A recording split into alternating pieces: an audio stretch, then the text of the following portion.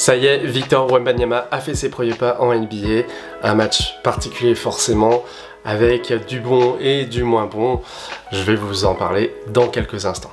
Un mot du contexte pour commencer, on est dans une nouvelle salle qui accueille plus de 18 000 personnes et puis il y a une vraie attente forcément depuis des semaines, des mois, voire des années de voir en NBA sur un match officiel ce géant de 2,23 m faire peut-être des misères à ses adversaires.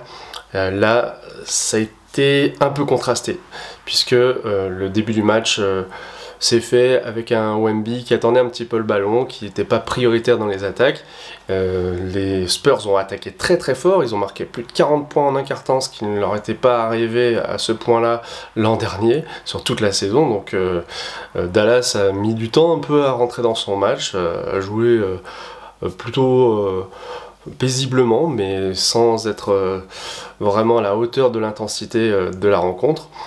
Wemby a fini par marquer à 3 points, puis ensuite a scoré un deuxième panier.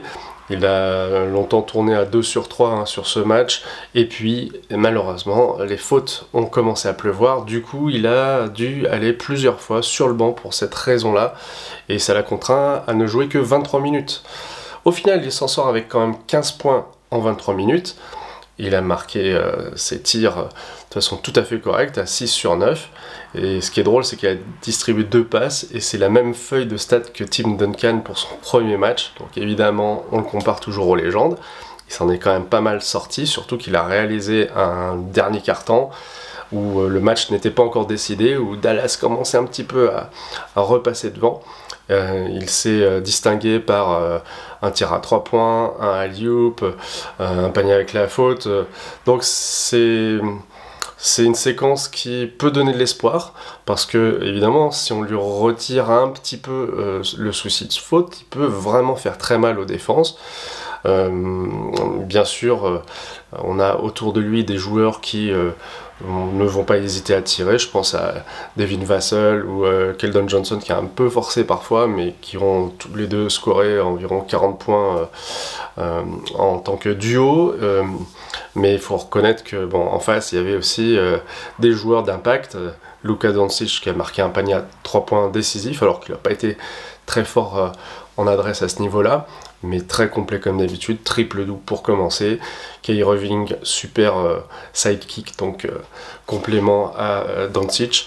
Et puis moi j'ai adoré l'entrée en NBA de Dereck Lively. Lively, c'est un pivot assez athlétique qui a marqué, je crois, 7 paniers sur 8, donc qui a été hyper efficace, très important, qui a dominé sur la fin Zach Collins, qui avait réalisé du côté de San Antonio un bon match, côté pivot. Donc l'histoire retiendra que c'était une défaite, mais il y aura d'autres défaites comme celle-ci. C'est une défaite plutôt encourageante. Face à des équipes peut-être un peu moins bien fournies, ça ira. Peut-être qu'ils arriveront avec leur intensité à faire douter des équipes plus fortes. En tout cas, Wemby a su quand même répondre présent malgré les fautes. Et donc, on attend de voir la suite. Et bien sûr, je vous en parlerai sur le Seigneur des Arceaux. Salut!